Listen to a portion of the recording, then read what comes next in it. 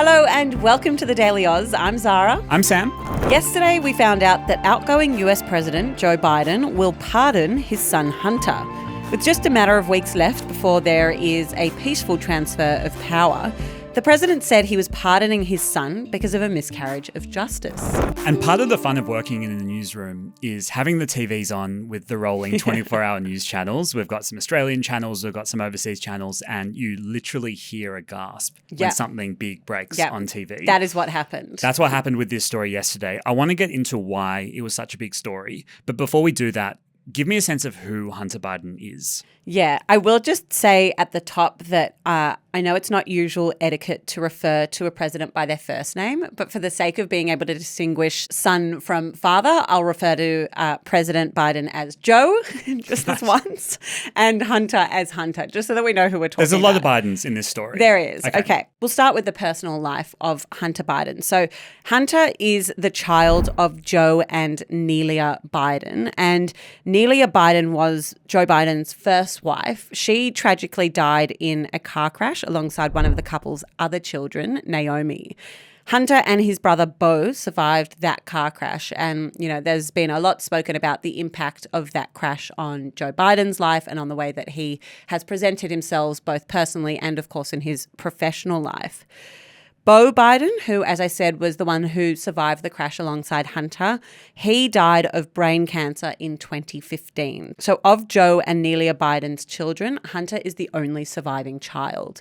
Joe Biden did go on to have another child, though, with Jill Biden, who is his current wife. So that's a bit about Hunter's life growing up, I guess, his personal life. And I think it needs to be said that there was a lot of tragedy in the lives of the Biden family, especially the early lives of their family. In his 2021 memoir, Beautiful Things, Hunter detailed his history of illicit substance and alcohol use, as well as his mental ill health. Joe Biden has also spoken about his son's addiction. He said, and I'll just quote it directly here, "So many families who have had loved ones battle addiction understand the feeling of pride, seeing someone you love come out the other side and be so strong and resilient in their recovery."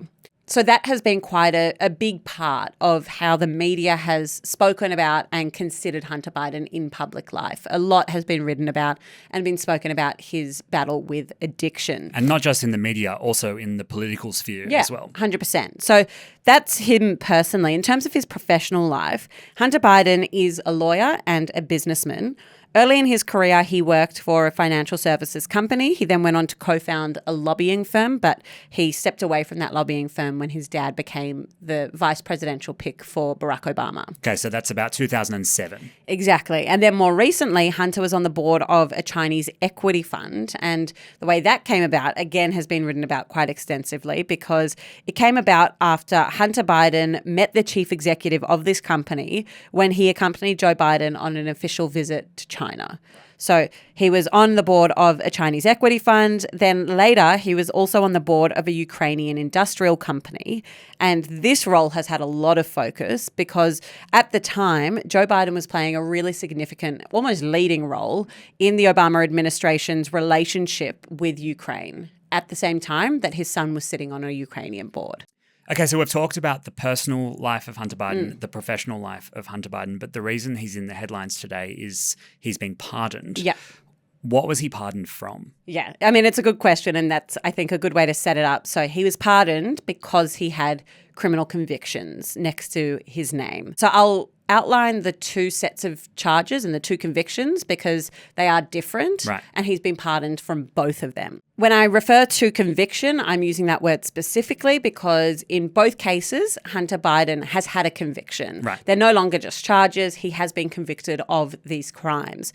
So we'll start first with the charges that relate to guns. So in June, a Delaware jury found that Hunter Biden lied about his personal history of drug use when he bought a gun in 2018. Now, it's illegal in Delaware to buy a gun under the influence of drugs. And this case began back in 2018 when federal prosecutors started investigating him, and they found that he had lied during a background check to purchase a gun in the state. And ultimately, as I said, the jury found that he was guilty in that case. The charges carry up to 25 years imprisonment and around 1.1 million Australian dollars. So serious jail time on the line here. Exactly. And I mean, like, that's what could have happened, not necessarily what would have happened. So after the verdict in the gun case, the lead prosecutor said the combination of guns and drugs made Hunter's conduct dangerous. So giving a bit more colour as to why and how this case came about. So that's case one. Now what's case two? Yeah, so that's the gun case. I'm really simplifying here, but gun case, tax case. Right. So in the tax case, Hunter pleaded guilty to this. It was in September of this year. So it didn't end up having to go before a jury because he pleaded guilty. At the time, prosecutors accused Hunter of spending $1.4 million between 2016 and 2019 on, quote, an extravagant lifestyle rather than paying his tax bills. So essentially tax evasion. Exactly. And in this case, the judge said that Hunter faces a maximum penalty of 15 years in prison and, again, around $1 million in fines.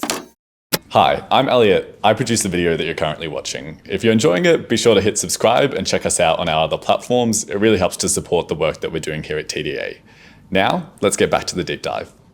So you've got these two cases, the gun case and the tax case. He was found guilty in the gun case. He pleaded guilty in the tax case. So two convictions. Two convictions and two quite hefty sentences potentially in front of him. But he hasn't been sentenced actually in either case, right? No, he hasn't. So he was due to be sentenced for both sets of convictions this month. And that's where we kind of get to what we're talking about today. Joe Biden intervened. And so yesterday, Joe Biden pardoned his son before he could be sentenced. Correct. What does it mean when a president pardons someone?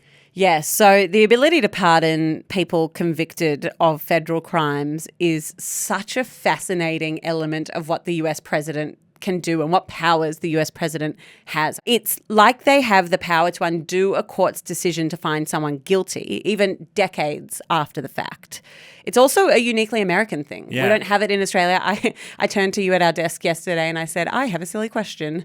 Can this happen in Australia? To which you said no. Well, it's one of the real quirks of the American system is how intertwined the justice system and the president can be. I mean, the president appoints judges as well. Yeah. As you just intimated, the power to pardon is granted to the president by the Constitution, and it's a fairly broad power. It is important to note that almost every president has pardoned at least someone, one person, in their time in office, for better or for worse. We're not going to pass judgment on that. To give you a few examples, Bill Clinton used the presidential pardon to clear his brother.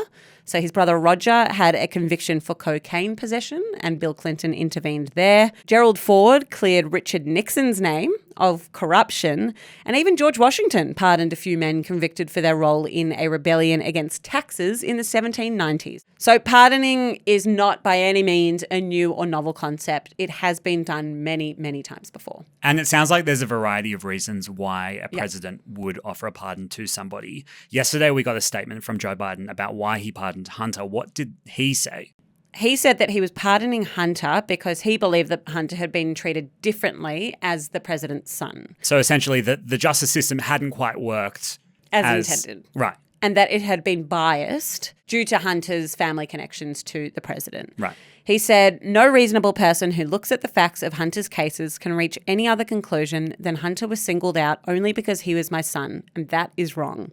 I believe in the justice system, but as I have wrestled with this, I also believe raw politics has infected this process and it led to a miscarriage of justice. The president used the tax case as an example, and he said that that was a really clear case of Hunter Biden being treated differently.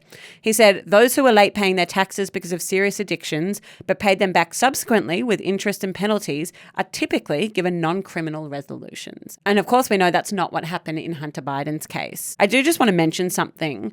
Joe Biden had previously said that he wouldn't do this, and I think that's really significant. So Joe Biden had on various occasions, both him and his administration, had made clear that he would not pardon his son. I remember this coming up as early as the presidential debate when Joe Biden was attempting to win office. I mean, this has been a live political issue for many, many years. Yeah, it's been as recently as last month when the White House press secretary was asked explicitly if this would be happening because we know that the term of office is almost up.